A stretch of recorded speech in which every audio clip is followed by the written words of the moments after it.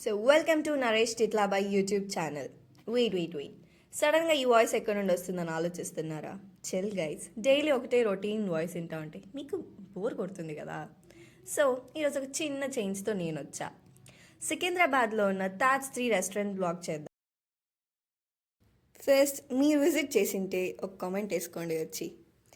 Ambience విషయానికి వస్తే literally ఎంత డీసెంట్గా ఎంత ప్లెజెంట్గా ఉంది తెలుసా.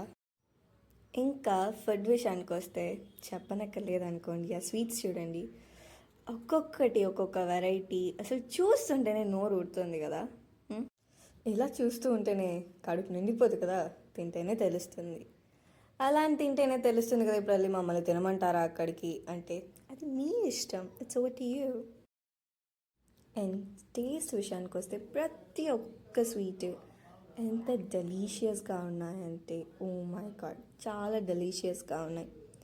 ఇంకా అక్కడున్న కాకినాడ కాజాలు అయితే లిటరలీ చాలా బాగున్నాయి.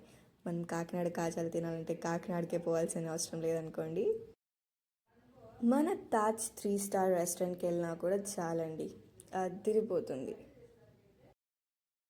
ఇంకా హైజీన్ విషయానికి వస్తే మీకు చూస్తుంటేనే తెలుస్తుంది ఎంత హైజీనిక్, ఎంత నీట్ అండ్ క్లీన్గా పెట్టుకున్నారో. అసలు దాని గురించి అయితే ఆలోచించాల్సిన అవసరమే లేదు.